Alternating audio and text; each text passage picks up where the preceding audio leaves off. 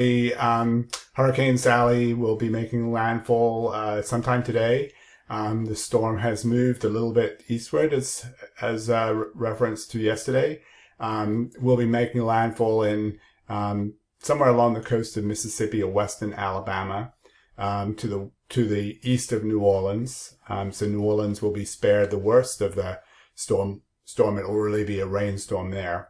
The threat from the storm is flooding mostly. The winds are magnitude 1, sort of 90 to 100 miles per hour right now with higher gusts.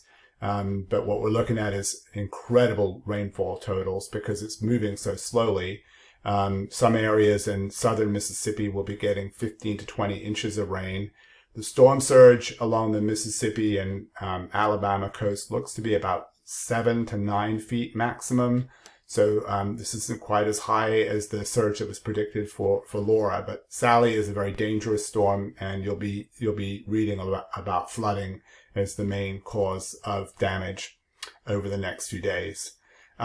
Today I wanted to talk about the Mississippi Delta. It's an incredible system, incredibly dynamic system for a land feature today. It's moving around. Geologically speaking, very rapidly. Its location is traced by sediment cores and radiocarbon dating. You can see how it's moved from one location to another. In this map here, you can study it in more detail later, but this map here shows you the different locations of the Mississippi Delta. So it's moved a lot. And this until recently was all natural processes, okay? But more recently, humans have been impacting the location and the dynamics of the Mississippi Delta and the incredible land loss. I think in the module we wrote that every 100 minutes a football field of land is lost from the Mississippi Delta, which is just staggering. So there are a number of reasons for the land loss. One of the main ones is dredging of levees and channels. So this diagram here shows how these levees have been dredged, shipping channels have been dredged, so for economic reasons, and this prevents the normal distribution of sediment across the delta surface, and so this has caused a significant amount of land loss. Up till very recently, another major reason for land loss was shown up here was harvesting of cypress swamps for mulch, and this prevented the natural defense of the delta. There are a couple of other reasons. It's really complicated. There are a couple of other reasons for the land loss.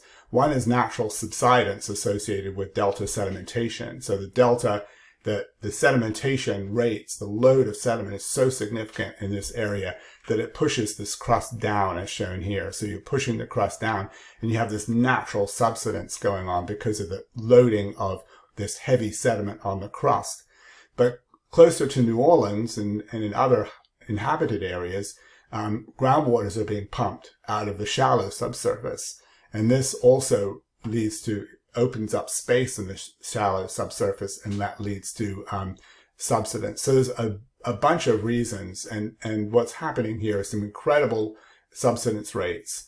And as you already know, New Orleans, a lot of the elevations in New Orleans, shown in the blue especially, are below sea level. So that's one reason why the city of New Orleans is so prone to flooding and storm surge, is because these significant areas are below sea level. And over the coming years, what we'll see is continued subsidence, and so this is sea level rise will have a major impact in areas of southern Louisiana here, showing. This diagram shows how sea level rise could impact. Some areas are 2 foot of sea level rise, some areas are 1 foot of sea level rise.